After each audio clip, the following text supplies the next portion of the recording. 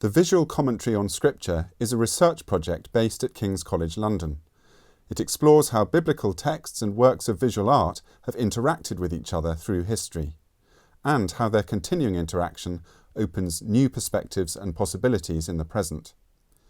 Taking this approach, here we explore one of the highlights of London's Victoria and Albert Museum. 2020 is going to be memorable for all sorts of reasons, but one of the reasons it's an important year is it's the 500th anniversary of Raphael's death. And it's also the occasion on which the Raphael Court at the Victoria and Albert Museum in London, having been refurbished, is opening again to the public. And that's where we are now, surrounded by this extraordinary collection of so-called cartoons that Raphael made. And we'll hear more about why that was in a minute. They are of enormous importance at various levels. They're windows onto the biblical narrative, they're part of the great story of Western art, and they're amongst the greatest of Britain's national treasures. And in order to explore those different facets of the Raphael cartoons, we thought we would come together representing three different disciplines in order to explore these works from the different angles that they deserve. So we are, between us, an art historian, Anna Debenedetti, who's Curator of Paintings here at the Victoria and Albert Museum, Alec Ryrie, who's Professor of the History of Christianity at the University of Durham, and in my case, I'm the theologian of the group, Ben Quash from King's College London, where I'm Professor of Christianity and the Arts. And between us, we want to explore both the artistic brilliance and the historical significance and the ongoing capacity to inspire that these works have. And the subject matter of this series of images is the Acts of the Apostles, and two apostles in particular, St. Peter and St. Paul, two pillars or fathers of the church, both of them martyred and buried in Rome. And Anna, I wonder if you'd tell us what episodes from the lives of Peter and Paul we see in these 7 cartoons. So we see key episodes from the life of St. Peter, St. Paul, that were especially relevant for the function they would have in the Sistine Chapel in Rome. By sequential order, we start with the miraculous draught of fish, followed by the charge to Peter. This is followed by the healing of the lame man, which is a modern title, of course. It has been. This one here. This is this one here, and has been called in the past also the Temple of Solomon. It is followed by the death of Ananias, and then the conversion of the proconsul, the sacrifice at Lystra, and finally the last episode of the series is Paul preaching at Athens. So the way they're hung here, we've got a wall of Peter and a wall of Paul. But this isn't actually the complete set. There originally would have been more than 7, wouldn't there? Yes, originally there were 10 designs, but only 7 have survived to the day. It gives a sadly unbalanced impression because from the original set, which we can witness in the surviving tapestry, which have a complete cycle, only 4 episodes were dedicated to the life of St. Peter against 6 episodes for the life of St. Paul. So here it gives a reversed impression. You've mentioned the Sistine Chapel, and this is a really crucial piece of information, isn't it? Because these designs were only a step towards a final set of works that were in a different medium and specifically made for the Sistine Chapel in Rome. When Pope Leo X was elected to papacy in March 1513, and it's important to say that he was the son of Lorenzo the Magnificent, so the heir to a dynasty with an active patronage in the arts, he really wanted to insert his physical presence into the chapel. And the chapel, as you may know it, is saturated already with images. So what was left was actually the lower registers of the walls, where it was tradition to hang rich tapestries. And the papal inventory has, of course, very beautiful tapestries. But for the first time, the Pope decided to commission a set of tapestry that will be made for a specific site. So he commissioned Raphael, who was at the peak of his career at the moment, already engaged in the decoration of other rooms in the Vatican Palace.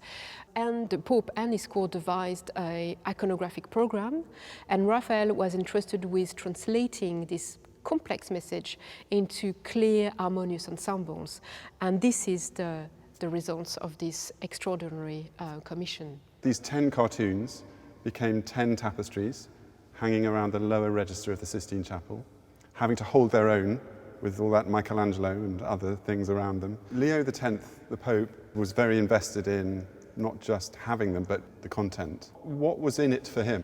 I think they convey this idea of what the Pope's mission is, but also it legitimate and reinforce, strengthen the Pope role as the head of the Roman Catholic Church. I think that's really important. So you have Saint Peter, the first apostles of Christ and the first vicar of Christ on earth. First Bishop of Rome. The first Bishop of Rome and hence the first Pope. While St. Paul, by his preaching and his writings, because we have a lot of texts attributed to him in the Bible, had a mission of converting and continuing that mission that St. Peter's has started. So you have a figure that had known Christ, and then these later apostles that comes on board, St. Paul, and continue that mission without having this necessity to have met the Christ. And I think that set up a continuity that the Pope really needed to embody. Now the cartoons produced this first set of tapestries for the Sistine Chapel, but they could be used more than once, couldn't they? So they become a sort of template from which you can make more tapestries.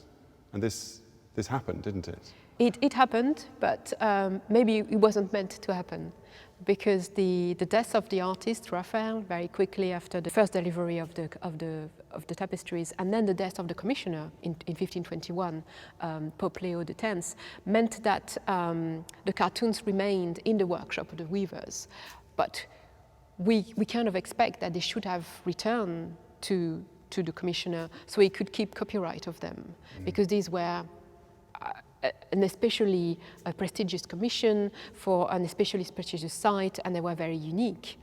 And in fact, we have to wait at least 20 years to see another set created, because probably duplicates of these cartoons then were transferred from one workshop to another. So the creation of different sets over the years, especially the 16th century. And that's where England comes into the story, isn't it, Alec? It is, but there's a crucial stop on the way first, which is France.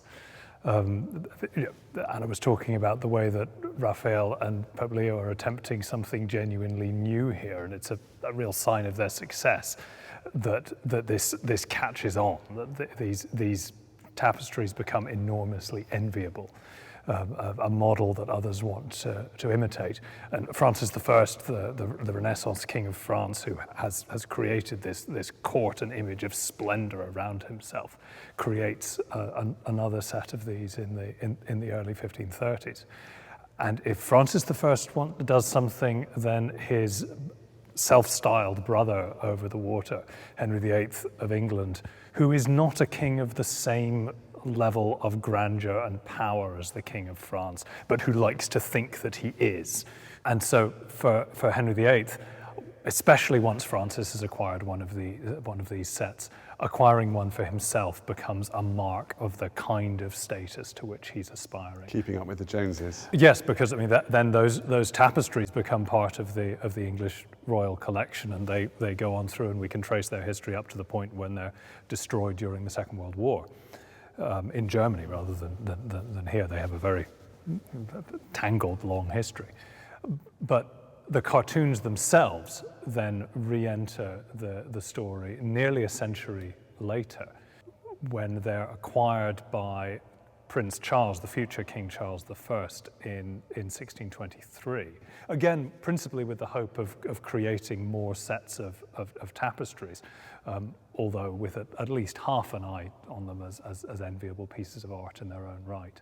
And for a really surprisingly small sum of money, something in the order of £700, the English managed to acquire 7 of the original 10 cartoons. The other 3 are lost. We don't know what's happened to them. But they then come to England, and despite several close calls, they've remained in the English Royal Collection ever since. So we've got Henry VIII and the future King Charles I, Tudor and Stuart, 2 important stages of the history of these designs in England. We'll be coming back to find out a bit more about them and that English story of these designs in a minute, but I thought before we do that we could look in a bit more detail at a couple of the cartoons, perhaps the two earliest in the series from the life of St. Peter.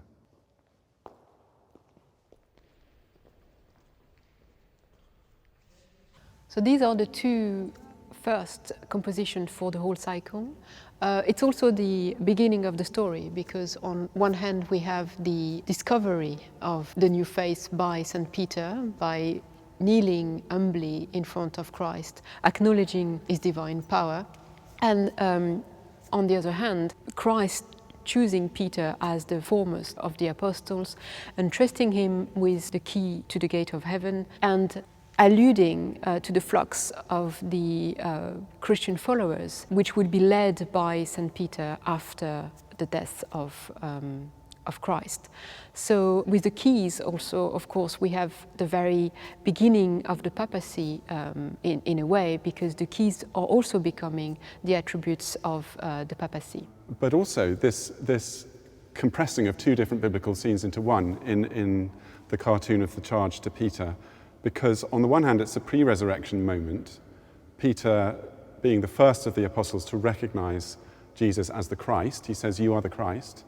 And Jesus responds by saying, "I give you the power to bind and loose in heaven," which the key, as you say, represents. And all the other apostles are around and witness this, as they do in this cartoon. But he's rolled it together with another scene after Jesus' death and resurrection, at the end of John's Gospel, where the risen Jesus and Peter walk alone along the edge of the Sea of Galilee, and Jesus charges Peter 3 times to tend or feed his flock, which, as you say, represent the church. So 2 different events, both linked, both moments when Peter's whole life is changed, and because he's given these great new responsibilities, no longer a fisherman, now the Prince of the Apostles, but with huge economy rolled into one image. And this is the great beauty of it, because what Raphael was really asked to do is to create clear ensemble that will be easy to read, because imagine these works were to be woven, so translated into a different, less subtle medium, so to speak. So brushstrokes become knots of threads and of wool and silk. And of course, these compositions need to fit within a chapel saturated with images. So here we can really clearly see in this composition specifically how Raphael picked up actually the beautiful acidic, cool palette of the frescoes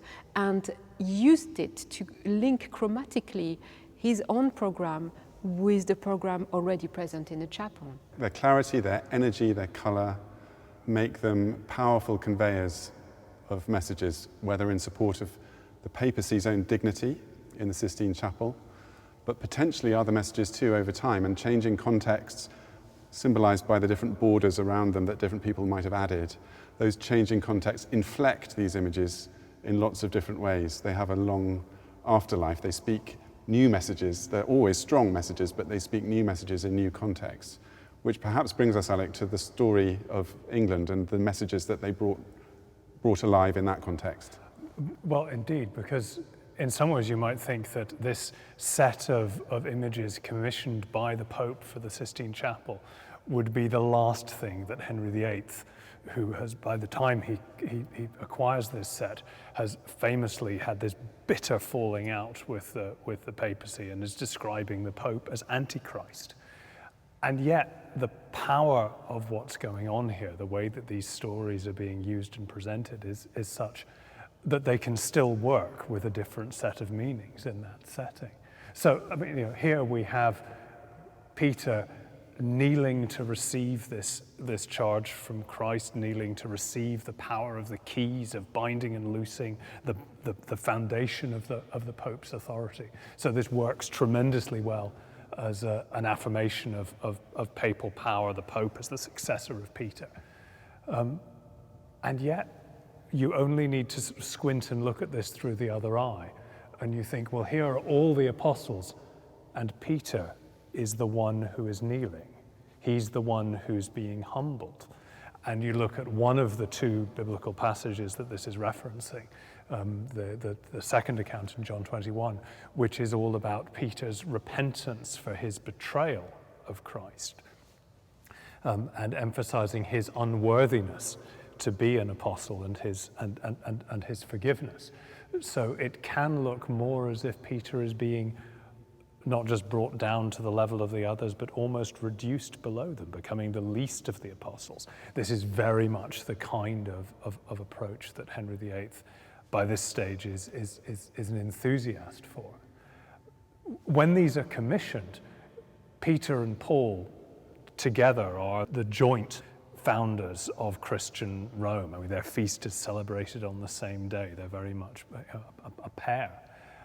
But one of the consequences of the Protestant Reformation is that the two of them are divided, in the way that the family silver is split up during a divorce. Protestants claim Paul for themselves. Maybe it's a good time to move from Peter to Paul.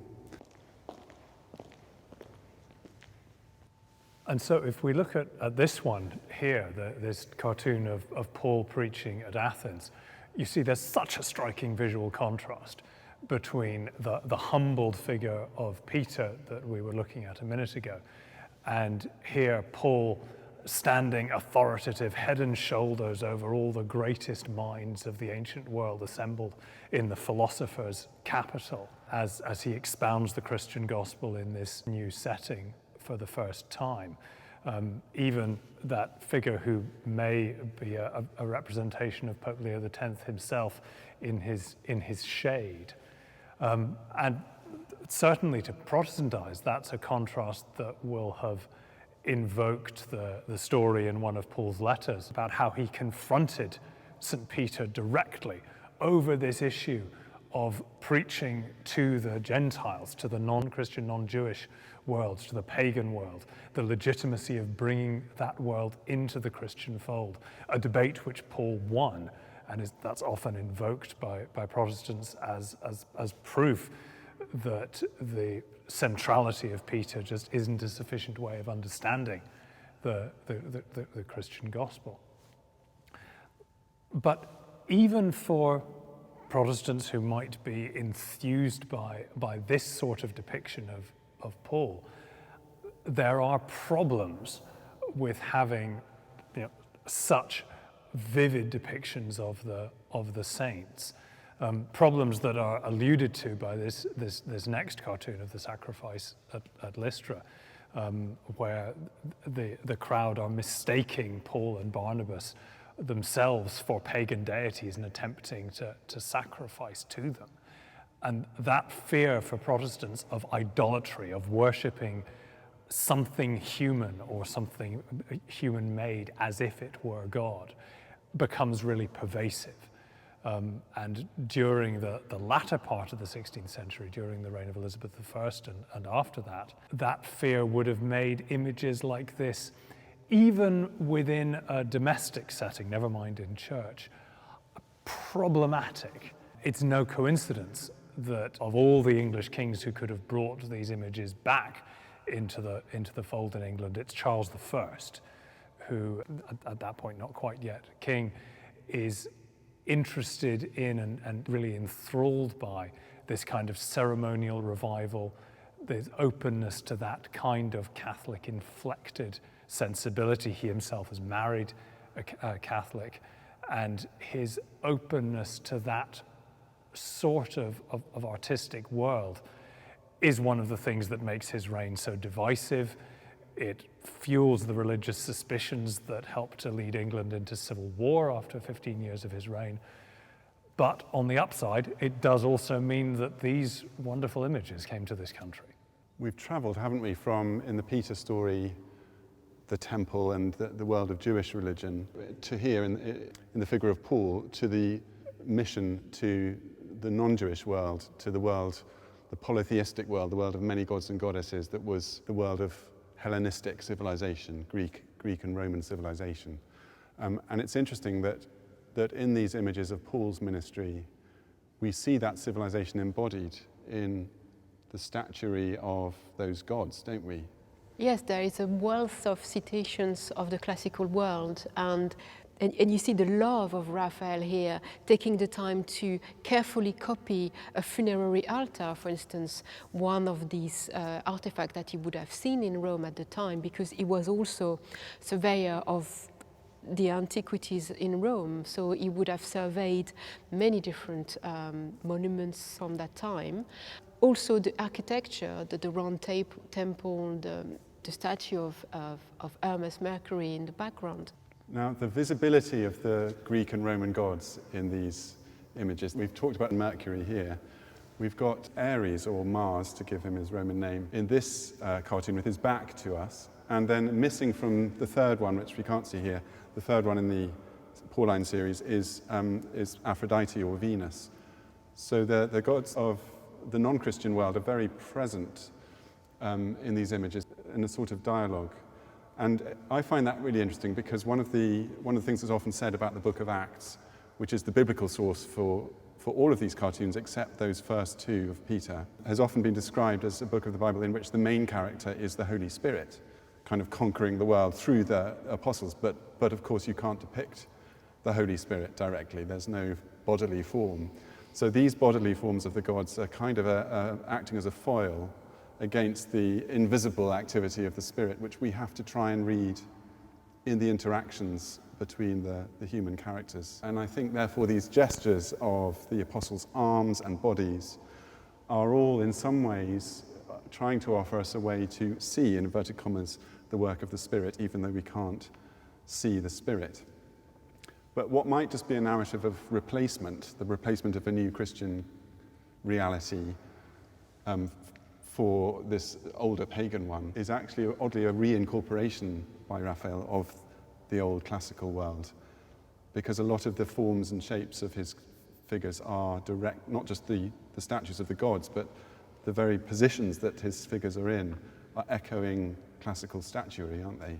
They are echoing a classical low relief, classical statues, classical artifacts, and this may have been quite obvious to the public at the time. So this kind of play between the ancient and the new world, and the fact that Rome is also making treasure of its antique past, is very present in these works. And it's also a way to connect with the time of St. Peter, because Rome already existed in the time of St. Peter. St. Peter may have seen some of these artifacts, and therefore you have a very strong historical connection, which adds on top of the metaphorical, spiritual connection. At the risk of stretching an analogy, the idea of bringing together many things into one composite image is kind of almost reflects the material out of which these cartoons are made, because they're made of many different fragments, and even though they are these sort of beautiful unified compositions, aren't they? They're made of huge numbers of pieces of paper. Yes, because at the time we didn't produce such a large piece of paper in one go. So the structure of these cartoons are single sheets of paper, nearly 200 for each of them, glued together by a very diligent team of apprentices or assistants. And you can really see that this joining together when you are very close to the cartoon themselves. And of course, at some point they were also cut into strips, probably for easier handling and for storage. You can imagine they will be rolled up and put in a crate. And in fact, these extraordinary artworks were not treated as artworks until quite late in the day, because it's only at the very end of the 17th century that they were rejoined together by the restorers of William III, who had commissioned Christopher Wren to design a specific gallery in Hampton Court to display the cartoons as a set. Reversal is a huge theme of the Book of Acts, a book in which the world is being turned upside down. In fact, that's a line in the Book of Acts. It's something that Peter preaches early on in the book, that the world is being turned upside down. And this overturning of the pagan order by Christianity is one of those big reversals. Fortuitously, it's rather wonderful that reversal is exactly what these cartoons were made to have done to them, because in being turned into tapestries, They ended up the other way around. Yes, because they were meant to be sent to Brussels, where the method of weaving was using low warp loom, and low warp loom produced a mirror image of the originals. So Raphael had to anticipate that, and we see it very clearly in the first two, where we have the figure of Christ on the left, whereas actually tradition has it that he should be always on the right. And this challenge was masterly overcome by Raphael, who could actually project the effect of the whole scene as a mirror. But that's almost a metaphor for the way in which a fisherman can become the Prince of the Apostles. I wonder what it would have been for figures like the monarchs of England, who were used to having people kneeling to them, what the frequency of these images of kneeling might have said to them, and whether they would have ever imagined themselves as the kneeling figures. Christianity and power have this complex relationship, don't they? That the greatest kings of the earth nevertheless humble themselves before the son of a carpenter. There is that power imbalance built into the story, no matter how much kings try to domesticate it. Henry VIII himself was famous for his devotion to rites like creeping to the cross on Good Friday, abasing himself in church, and the use of kneeling as a devotional gesture was itself intensely controversial during the Reformation. What and who should you abase yourself to? I wonder, as we think now, we've thought about the way in which these cartoons have spoken over time in different ways in new contexts. I wonder how they might speak to a 21st century audience, and how a place like the Victoria and Albert Museum might be thinking about those audiences and how they might continue to speak. And I think the question of who or what is it proper to kneel in front of is a good question still to ask in the 21st century. What is worthy of that kind of reverence? I think there is a potential danger in having these images in a museum setting. They can end up being a little bit tamed. We can lose something of the power and urgency that they had within a setting of worship, or even a setting of everyday use. I sometimes think that the radical Protestant iconoclasts who would have wanted to destroy these things as offenses to God are almost closer to the spirit that created them than those of us in our age who might look at them with detached secular eyes and admire them for their beauty. I think what's very effective about what the V&A has done with them here is recreating a setting in which something of that power and spirit and movement can still be felt. I agree. Their energy is pressing to energize us in some way. Almost all the possibilities of the human body are here, whether it's falling prostrate, standing erect, kneeling, sitting, rising, all of these different movements. And that is really striking in every single one. And although it's wonderful too that people will be able to experience them wherever they are in the world through high-resolution imagery online, the fact is that there is something unique about being in the presence of so much bodily energy in these compositions, and having to move your own body around in order to experience them all, to be energized, to be inspirited by them. And in a year that has involved so much restriction of our bodily movement, I began with that reference to 2020 and its challenges. It's a hugely hopeful thing to be here in their presence again and to anticipate the time, not long off, I hope, when people will once again be able to move around amongst them and experience their energy.